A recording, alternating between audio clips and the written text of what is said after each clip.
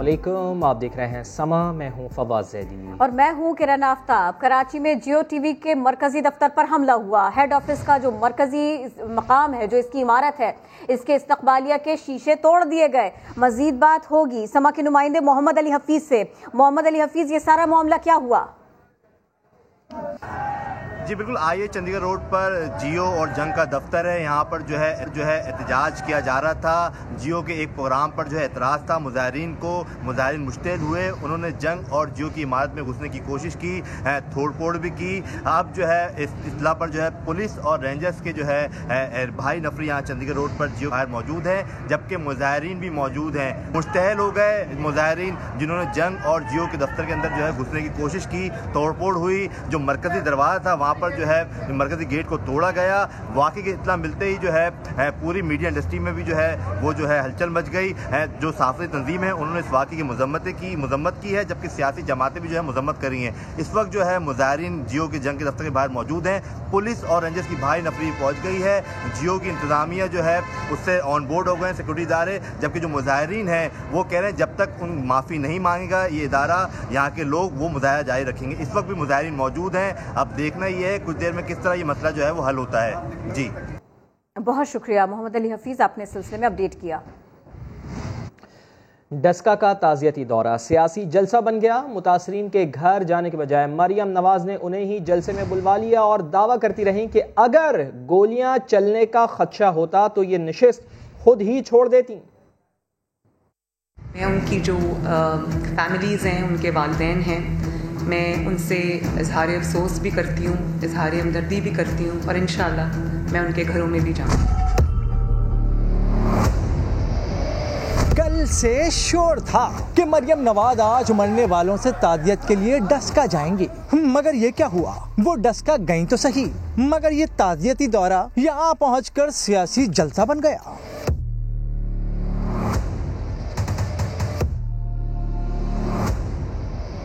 उल्टा मुतासिरीन को ही जलसा गाह बुलवा लिया कि लगे हाथों ताज़ियत भी यहीं हो जाए।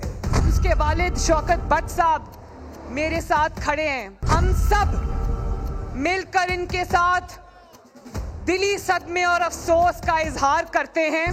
फिर नून लीग की नायब सदर ने जोशे खिताबत में फरमाया कि अगर गोलियां चलने का खदशा होता तो ये नशिस्त खुद ही छोड़ देते।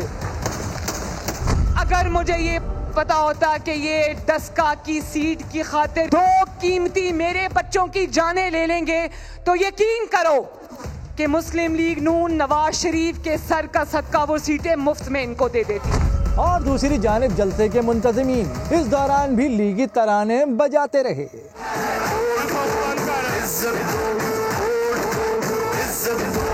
कहते हैं ताज़ियत के मौके पर लोग सियासत नहीं करते, मगर इस ताज़ियत को क्या नाम दें जो सियासी जलसे की नजर हो गई। डस्का मिला तो बक्सा गुम, बक्सा मिला तो डस्का गुम। लीगी रहनुमा मरियम नवाज ने डस्का में जलसे से खिताब के दौरान धुंध और गुम की कहानी सुनाई। कहा 19 फरवरी को ऐसी धुंध पड़ी कि इलेक्शन कमीशन के 20 officers, DCO, RPO, chief minister, यहां तक के हुकूमत भी गुम हो गई और ऐसी गुम हुई कि आज तक गुम है। उन्होंने मजीद क्या कहा, सुन लेते हैं।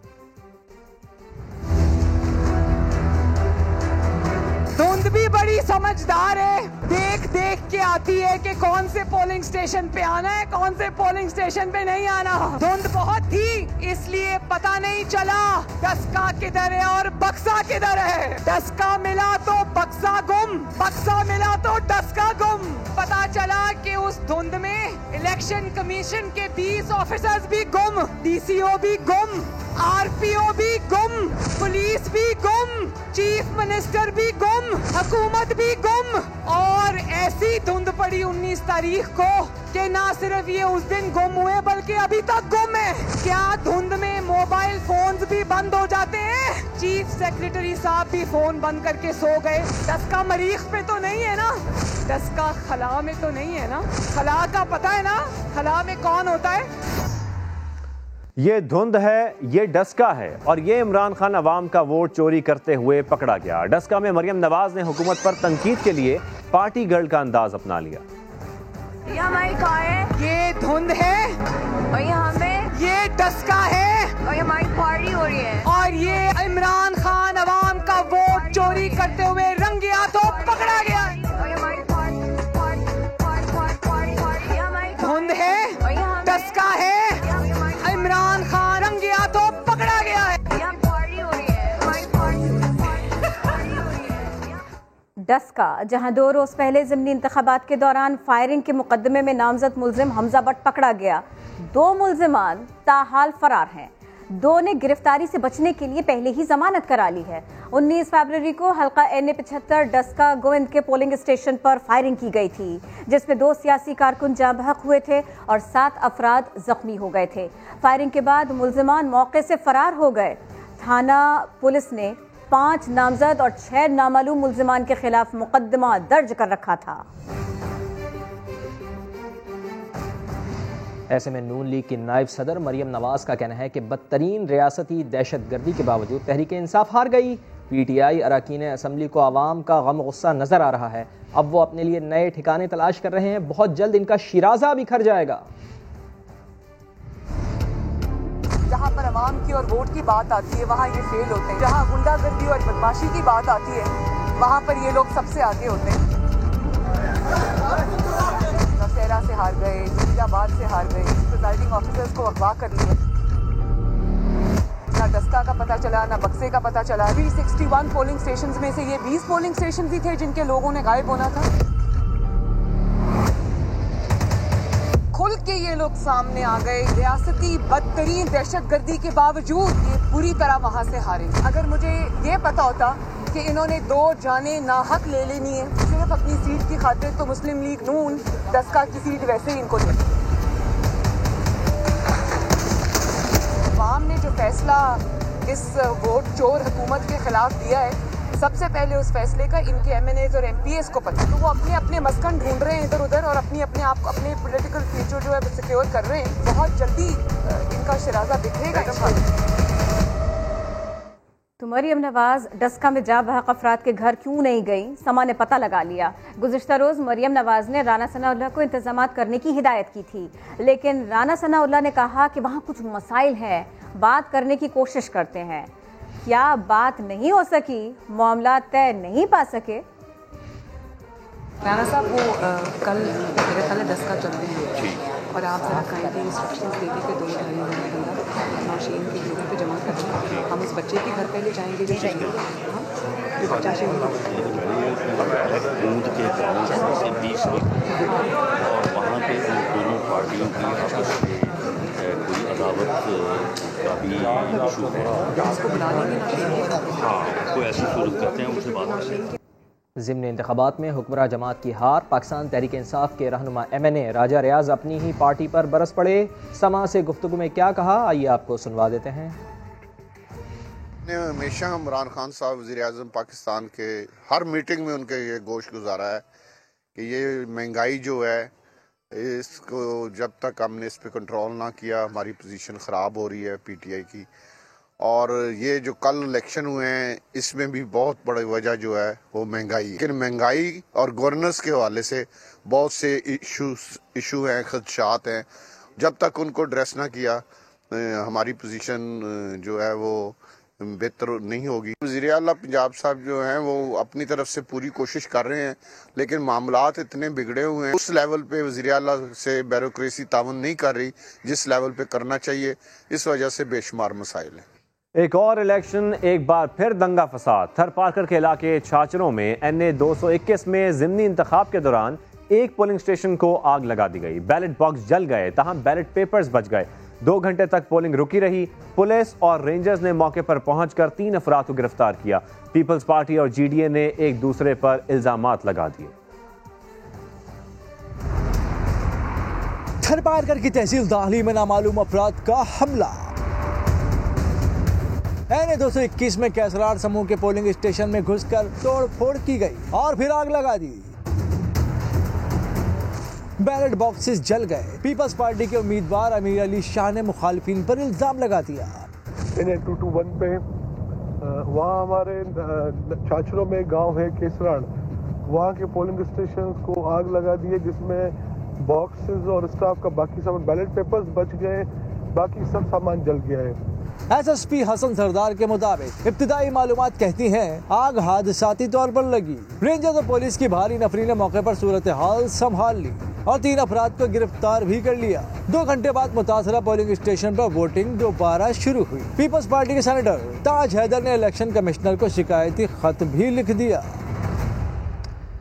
और कौमी असम्बली की नशिस्त 221 थर पारकर के ज़िमनी इंतखाब गैर हतमी और गैर सरकारी नताइज की आमद का सिलसिला भी जारी है। 10 पोलिंग स्टेशन से पाकिस्तान पीपल्स पार्टी के उम्मीदवार को 1909 वोट मिले हैं, जबकि मद्दे मुकाबिल पाकिस्तान तहरीक इंसाफ के निज़ामुद्दीन 1333 वोट हासिल कर सके हैं।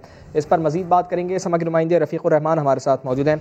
रफ़ीक, बताइएगा कि अभी 10 पोलिंग स्टेशन का नतीजा सामने आया है जिसमें पाकिस्तान पीपल्स पार्टी लीड कर रही है। कितने मजमूई तौर पर पोलिंग स्टेशन हैं जिनके नताइज आना भी बाकी हैं?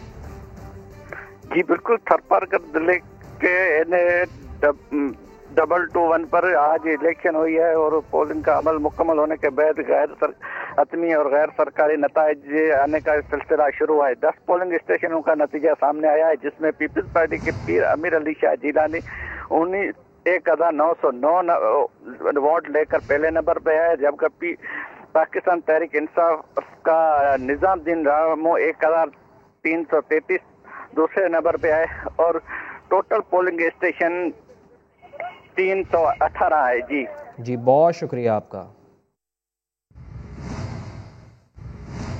खैबर पख्तूनख्वा हुकूमत को गैरों के बजाय अपनों से खतरा। किसी ने सेनेट में जमीर बेचा तो कोई ग्रुप बंदी में मुलव्विस रहा, मगर जब भी कोई पार्टी एजेंडे के बरक्स जाती एजेंडे के लिए सरगर्म रहा तो उसे दूध से मक्खी की तरह काबीना से निकाल बाहर किया। पेशावर से अब्दुल रहमान की रिपोर्ट। तब्दीली सरकार खुद तब्दीली के सफर पर। गुज़िश्ता 2.5 साल काबीना पर भारी। 5 वज़रा और 1 मुशीर को पार्टी मंशूर की खिलाफ वर्जी भुगतना पड़ी। पार्टी मफाद को नुकसान पहुंचाने पर सबसे पहले जनवरी 2020 में सीनियर वजीर आतिफ खान, वजीर सेहत शहराम खान तरकई और वजीर माल शकील खान को वजारत से हाथ धोना पड़ा।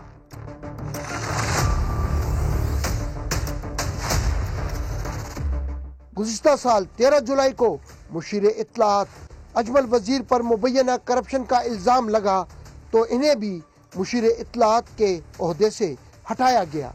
2018 के सेनेट इंतखाबात में वोट फरोख्त करने की वीडियो मंजर आम पर आई तो वजीर कानून सुल्तान मोहम्मद को भी काबीना से फारिग कर दिया गया। नौशहरा PK 63 पर वजीर दिफा परवेज खटक के भाई लियाकत खटक को मुखालिफ उम्मीदवार की हिमायत भारी पड़ गई। मैं न वज़ारतों का शौकीन हूँ न सीटों का। मेरे पर अल्लाह का फजल है कि मेरे पास मेरे इलाके के लोग, मेरे ज़िले के लोग मेरे साथ मुझ पर भरपूर एतमाद करते। सेनेट इंतखाबात के लिए लाहे अमल और सूबाई मेंबरान को पार्टी डिसिप्लिन का पाबंद बनाने के लिए पीर को वज़ीर आज़म का दौरा पेशावर मुतवक्को है। अब्दुल रहमान, समा, पेशावर। दीगर PTI रहनुमाओं के साथ डॉक्टर फिरदौस आशिकावान इस वक्त गुफ्तगू कर रही हैं। मुलाजमों ने जिस तरह इस इलेक्शन को खून आलूदा करने की साजिश की और आज उस साजिश को उसने स्टेज पे खड़े होके उस कातल को स्टेज पे अपने साथ खड़ा करके जिस तरह से शाबाश दी और नमक पाशी की उन शहीद के वर्सा से हमारे ज़ख्मियों पे और जो PTI के और इस डस्का के अंदर बसने वाले गयूर अवाम हैं उनको जिस तरह से उसने पैगाम दिया कि बस्ता अलफ और बस्ता बे के इश्तिहारी मनशियात फरोश कब्ज़ा ग्रुप और हर तरह से अवाम को अजियत में मुब्तला करने वाले टोले के सरगना जो है उनकी पुश्त बनाई नून लीग जिस तरह से करती रही है, आज भी उसने एक अक्कासी की, उस सोच की, उस अमल की जिसकी अहलियाने डस्का दिल की अथाह गहराइयों से मजम्मत करते हैं। इस इलेक्शन के आप यानी शाहिद भी हैं आप गवाह भी हैं कि आज जिस वोट को इज्जत दो का नारा लगाने वाला ये टोला जो था, जिसको आपने इज्जत दी और वोट दिया, उसकी जीत को बर्दाश्त करने का ना इनके अंदर हौसला है और ना इनके अंदर वो तमाम क्रीडेंशियल्स हैं कि ये अपनी हार को माने, क्योंकि इन्होंने कई दहाइयों पे मुश्तमिल डस्का के अंदर कब्ज़ा ग्रुप का जो सफाया किया आपने, जिस तरह मनशियात की भट्टियाँ बंद होंगी और जिस तरह से नस्ल दर नस्ल गुलामी का तौक आपने डस्का वालों अपने गले से उतार के फेंका है। मेरे ये वफाक से तशरीफ़ लाए वज़रा आपके उस बहादरी, जुर्रत और जज्बे को सलाम पेश करने आए हैं।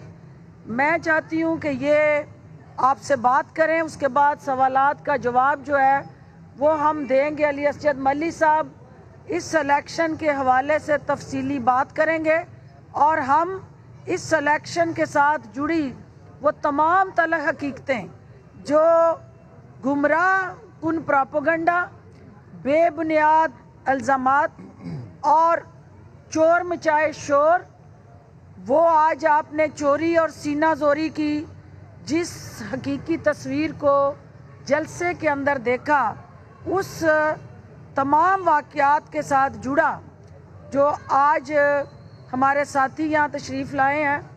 मैं इनकी भी शुक्रगुज़ार हूँ। वो इजहार हमदर्दी करने आए हैं, वो उनकी कारस्तानियों को बेनकाब करने आए हैं, वो आपके जज्बों को सलाम पेश करने आए हैं। शिबली फराज साहब से मैं गुजारिश करूँगी कि वो बात करें, फवाद चौधरी साहब बात करेंगे, अली असजद मल्ली और उस्मान डार साहब, उसके बाद हम सवालात के जवाब लेंगे। बिस्मिल्लाहिर्रहमानिर्रहीम। सबसे पहले मैं आप लोगों का शुक्रिया अदा करता हूं कि आप यहाँ पे आए और मुझे प्राइम मिनिस्टर इमरान खान की हिदायत पर मैं यहाँ पे आया हूँ उस सोगवार ख़ानदान के साथ इजहार यकजहती, इजहार हमदर्दी करने के लिए। हमने ये देखा है कि जो पाकिस्तान मुस्लिम लीग नून, जो कि हमेशा धौंस की, पैसे की, गुंडागर्दी की, कत्ल गारत की सियासत करती आई है, इस इलेक्शन में भी उन्होंने अपने स्पेशलिस्ट लोगों को यहाँ पे भेजा, राना सनाउल्लाह को, जावेद लतीफ़ को और उनके और जो रफ़का हैं।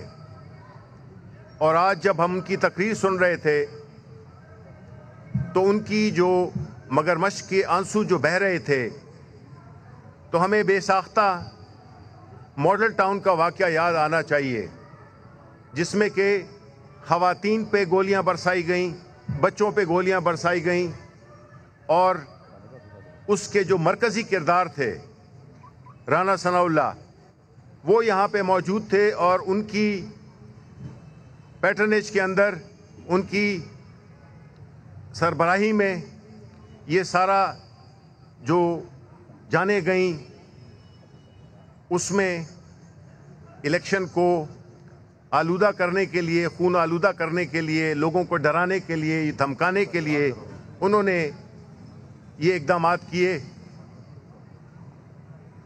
लेकिन ये भी आपको बताना ज़रूरी है कि अगर आपने इनके लीडर्स की पिछले 1 महीने की बातें सुनी हों तो इन्होंने इसमें बरमला इस बात का इजहार किया है कि हम अब इलेक्शन बंदूक से जीतेंगे। ये ऑन रिकॉर्ड है, टेलीविज़न के प्रोग्राम्स में भी इन्होंने कहा है और वैसे भी इन्होंने यही कहा है। अब ये इतना गुस्सा, ये इतनी दहशतगर्दी, ये क्यों है? ये इसलिए है कि इनको पता चल गया है कि जो इनका बयानिया है उसको शिकस्त हो रही है, नवाज शरीफ के बयानिए को शिकस्त हो रही है। वज़ीराबाद के इलेक्शन आप देख लें, जो तकलीफ़ है असल जिस बात की, वज़ीराबाद के आप इलेक्शन देख लें, आप 2018 के इलेक्शन के नताइज देख लें कि पीटीआई और पाकिस्तान मुस्लिम लीग में कितना फ़र्क था। कोई 22,000 से ज़्यादा का फ़र्क था, 33,000 का। अब वो फ़र्क कम होकर 3-4 हज़ार रह गया है। इसी तरह डस्का में जहाँ पे कि इन्होंने बहुत बड़ी लीड ली थी, डबल लीड ली थी हमारे वोट से, 40,000 की लीड ली थी, अब जो है वो यहाँ पे इलेक्शन हार रहे हैं। तो ये तकलीफ समझ में आती है, क्योंकि ये दो चीज़ें हो रही हैं। एक तो जो इनकी ज़मीन के नीचे से जो वो इनके पाँव के नीचे से जो ज़मीन निकल रही है, वो इलाके जिनको कि उन्होंने बिल्कुल अपना समझा हुआ था, वहाँ पे भी प्राइम मिनिस्टर इमरान खान का जो बयानिया है, जो नया पाकिस्तान, जो तब्दीली जिसका कि उन्होंने अमली तौर पे भी मुजाहरा किया है, उसका इनको डर है कि ये तो अगर ऐसे जीते रहे पाकिस्तान तहरीक इंसाफ, तो उनकी जो भी एक सियासी उन्होंने इजारादारी कायम की होगी उसका खात्मा होगा।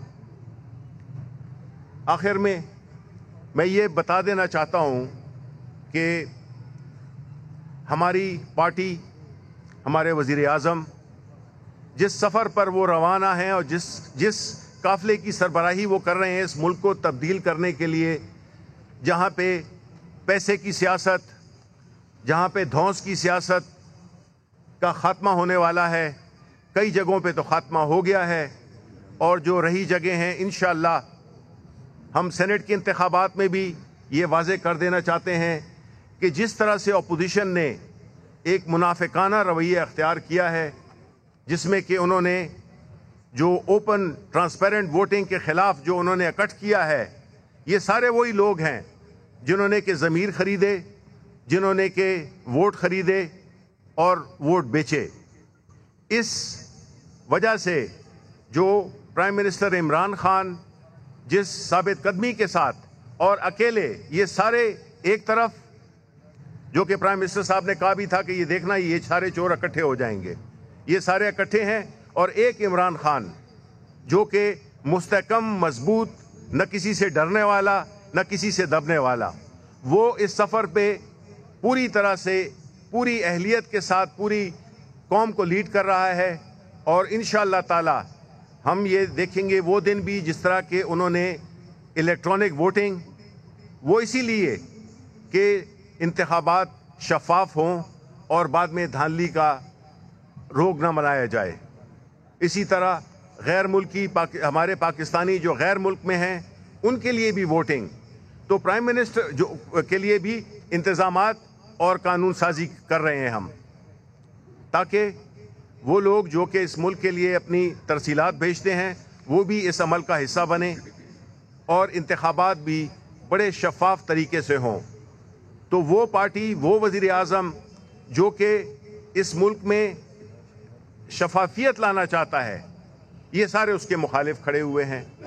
और अगर हमने अपने मुल्क को आगे ले जाना है, हमने अपने बच्चों के मुस्तकबिल को बेहतर करना है, तो हमें इमरान खान की जो लीडरशिप है, उसका जो विज़न है, उस पे हमें लबैक कहना होगा। और हम चाहेंगे कि जो हमारे बच्चे हैं वो हमसे बेहतर ज़िंदगी और बेहतर मुस्तकबिल देख सकें। बहुत शुक्रिया। फवाद चौधरी साहब। बिस्मिल्लाहिर्रहमानिर्रहीम। सबसे पहले कर लेने कोई नहीं, हौसला। बिस्मिल्लाहिर्रहमानिर्रहीम। सबसे पहले तो मैं आपको यहाँ पे अभी कुछ देर पहले ख़बर मिली है जियो टीवी के ऊपर हमला हुआ है, सो हम उसकी शदीद मज़म्मत करते हैं। पीपल्स पार्टी के जो बैक एक एलिमेंट था, उन्होंने जियो टीवी के ऊपर जो हमला किया है उसकी हम शदीद मज़म्मत करते हैं। आगे इंफॉर्मेशन मिनिस्टर साहब ने टेलीविज़न के ऊपर बात भी की है और उन्होंने इसकी मज़म्मत की है।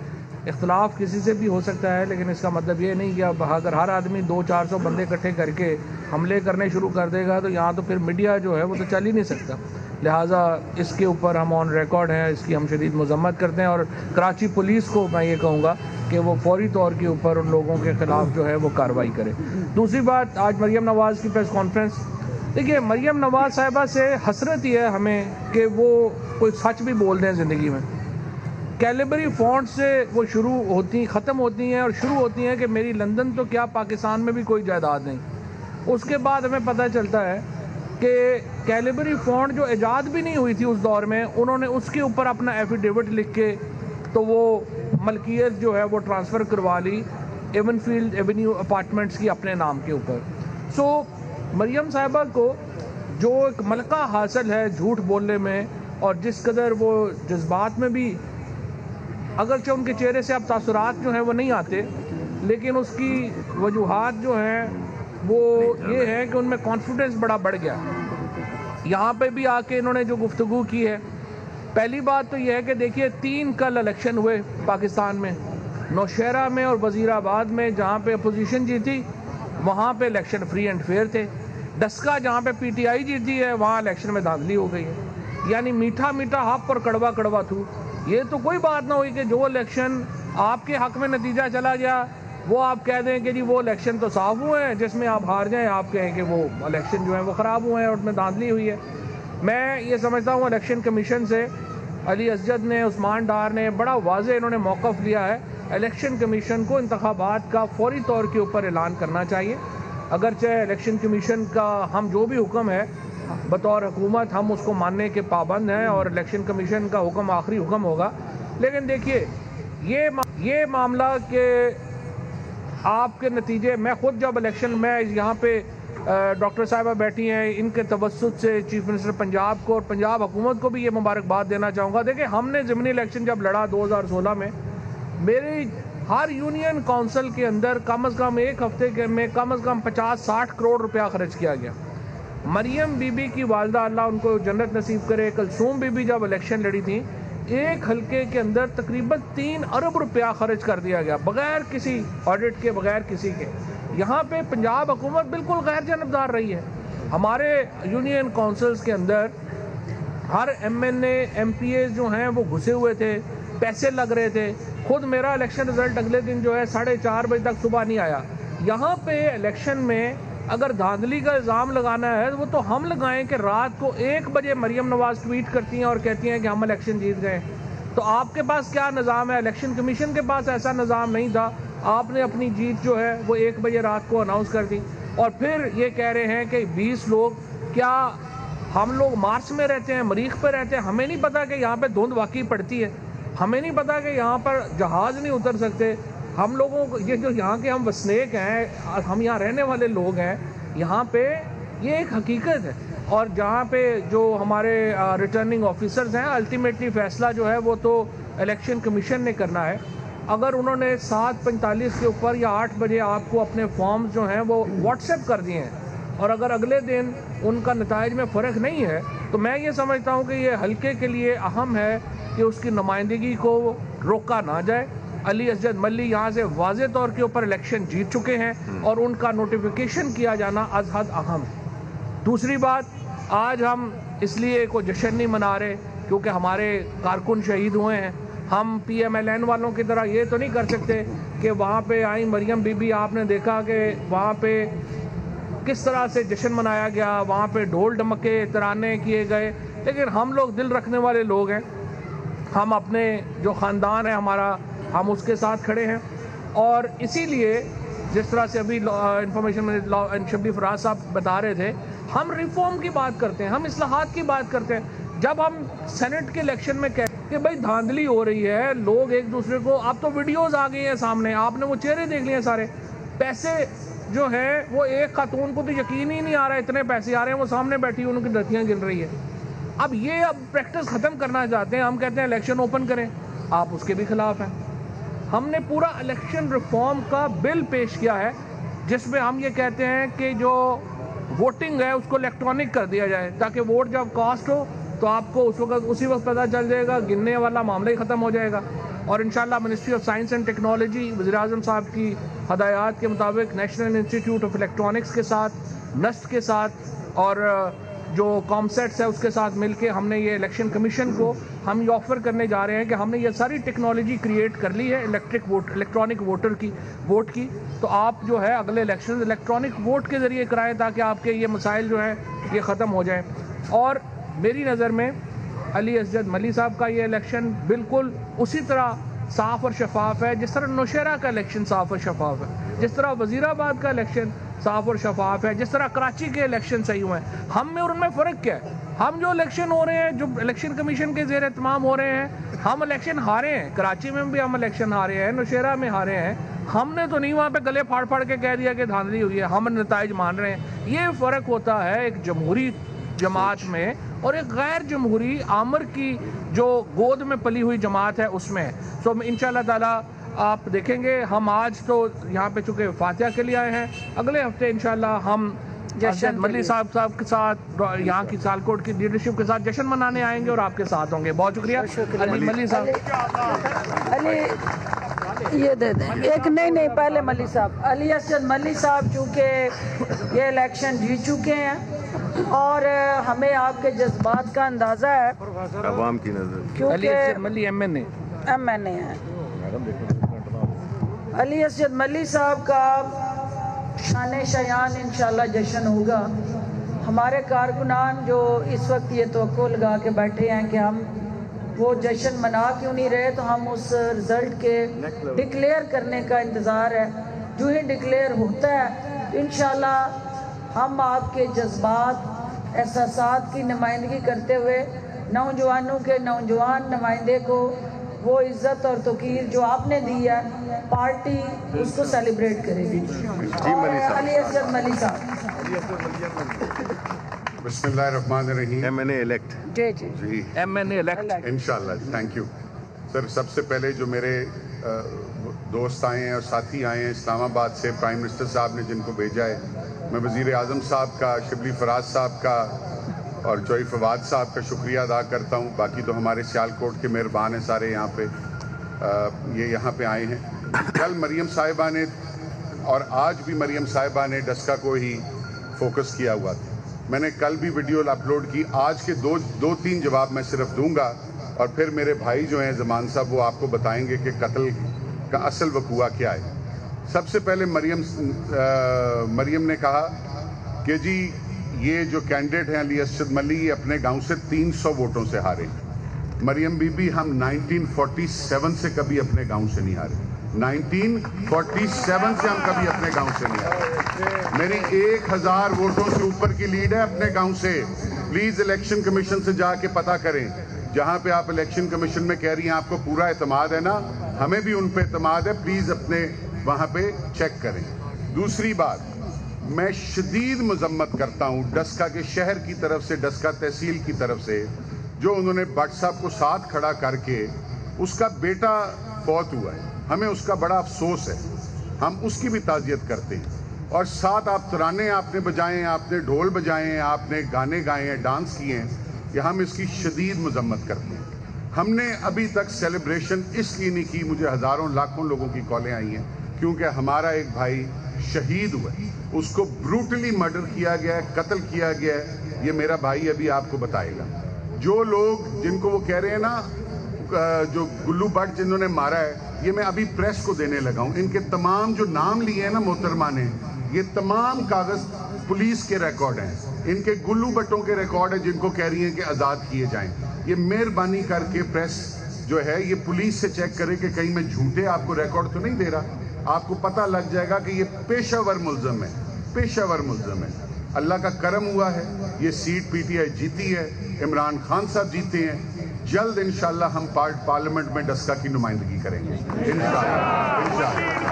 मैं अब इमान भाई से गुजारिश करूंगा, इसमें एक चीज़ की क्लैरिफिकेशन ज़रूरी है। जो 20 पोलिंग स्टेशन का बार बार जिक्र हो रहा है, 2013 का इलेक्शन, 2018 का इलेक्शन, उन पोलिंग स्टेशंस को अगर आप देखेंगे और उसी हलके से हमारे कोलेशन के MPA बहु रिजवान साहब जो हैं उस हलके की नुमाइंदगी कर रहे हैं, और हमेशा वहाँ मली साहब का बाकी रिजल्ट क्या रहा है, लेकिन 2018 और 2013 में भी उन पोलिंग स्टेशन पे ये वाजिया अक्सरियत से जीतते रहे हैं और लिहाजा वो जीत जो है वो हकीकत में मबनी जीत है और वो 2013 और 2018 के पोलिंग स्टेशन भी ये जीत चुके हैं।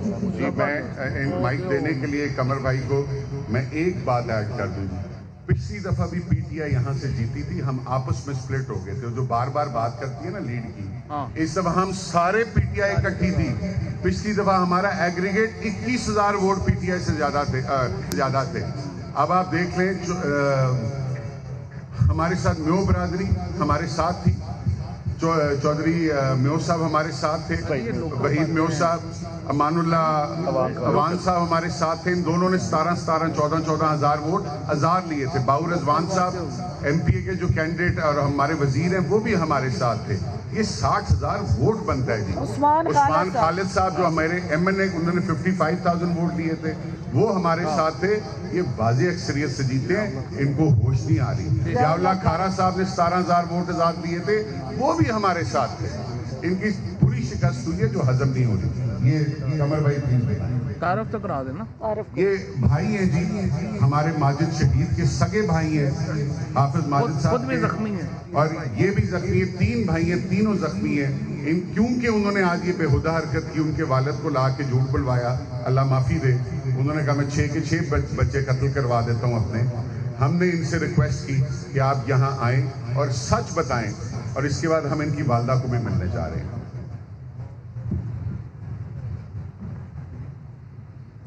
सबसे पहले मैं अपने प्राइम मिनिस्टर साहब और जो मिनिस्टर है हमारी नसीहत के लिए हम उनका शुक्रिया अदा करता हूँ।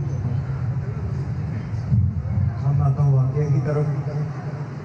मैं वोट कास्ट करके जब बाहर आया तो इन्होंने ऑलरेडी पहले ही इरादा किया हुआ, अचानक ही हम पर हमला कर दिया। किन्होंने बताएं, नाम बताएं। जुवेद भट्ट और जिशान भट्ट, हमजा भट्ट, रईस बागड़ी और हसन, इन सब ने मुझ पर हमला कर दिया। मेरा नून के था, वो भी भागा आ गया। जब वो आया तो ये सब लोग जो जुवेद भट्ट और हमजा भट्ट जो पिस्टल और गन लेने जो गाड़ी की तरफ आ गए। भाई मेरा जब वो गुत्थमुत्था हुआ तो जिशान के साथ बाकी जो लोग थे वो मेरे साथ गिरे बांध गए। जुवेद भट्ट ने आते ही जो फायरिंग की, जो माजिद मेरा भाई जिशान के साथ गुत्थमुत्था था, जो फायर जो उसके भतीजे को लग गया, उसने जब देखते हुए साथ ही फायरिंग जो अपना मेरे भाई माजिद पे की, मुसलसल 2 फायर। एक फायर उसके पेट पे लगा जो गिर गए थे, और साथ ही उसने फायर किया जो मेरे भाई के सर पे लगा हुआ। जो खालिद बागड़ी है मेरा भाई, जो भाई साजिद है, वो भी पास खालिद बागड़ी के साथ गुत्थमुत्था हुआ था उसे। तो इसी तरह से आके जुवेद भट्ट ने सीधे फायर किए मेरे भाई साजिद पे, जो एक पेट, जो एक टांग पे लगा और एक बाजू पे लगा। वो मेरे भाई को गिरे हुए थे, जो खालिद बागड़ी वो मुसलसल डंडे मारा। और इसी तरह ये उसी वक्त वीडियो में सारी चीज़ मौजूद है। जो हमजा भट्ट उसने राइफल लेके आया, वो भी उसने आते ही सीधा मेरी तरफ फायर किया। मैंने उसकी गन की नाली पकड़ के नीचे की तरफ मेरे पाँव पर छू के वो फायर गुजरा। तो मैं तो उसी के साथ सारे वाक़े में उसी के साथ जो गन छुड़ाने में लगा हुआ था, कहीं इससे बढ़कर ना कोई ये मामला गड़बड़ कर दे। तो इसी से वो वीडियो बाकायदा मौजूद है, जो हर इस इलाके में सब लोगों ने वो वीडियो बाकायदा देखी है कि मैं उसी से गन छुड़वा रहा हूँ। वो बाद में उससे जो ऐलान कर रहे थे वही आके उससे छुड़वा के वो वहाँ से बाहर गए। जो हर चीज़ वीडियो में मौजूद है कि खालिद बागड़ी और जुवेद भट्ट जो था उसी वक्त सब गाड़ी में भागे। और एक और बात, जब इन्होंने हमला किया था मेरे भाई पे, उस वक्त मेरे भाई ने कॉल भी की थी 15 पे, जो आर कार्ड मौजूद है, वो आप लोग खुद भी देख सकते हैं। तो मेरे भाई ने क्या बोला कि ये हमारी जान को खतरा है, यहाँ आया जाए, पुलिस को भेजा जाए। उस्मान डार साहब, देखिए जी, डस्का इलेक्शन में मैं समझता हूँ मुस्लिम लीग की अखलाकियात तो पहले से ही तबाह थी, लेकिन इस हद तक मुस्लिम लीग नून और बिलखसूस मरियम नवाज साहिबा अखलाकियात से गिर सकती हैं। कल मैंने मीडिया पे, चैनल्स पे जब ये एक बयानिया नैरेटिव बिल्ड करने की कोशिश कर रहे हैं। इस वक्त वफाकी वज़रा और डॉक्टर फिरदौस आशिक आवन प्रेस कॉन्फ्रेंस कर रहे हैं। डस्का पहुंचकर डस्का के लोगों की बात करेंगे, ये कहा गया था, और अब इसी सिलसिले में ये प्रेस कॉन्फ्रेंस अभी जारी भी है।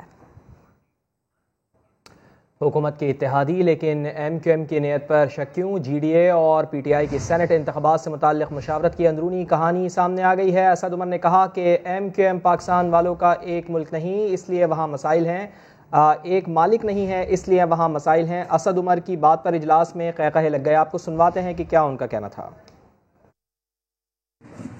एक मालिक नहीं है ना, तो वहाँ पे वो और वो तैयारी के साथ आते हैं, हर एक चीज लेके तैयारी के साथ। हमने भुगता है ना उनको, हमें पता आपने तो साथ चलाया है।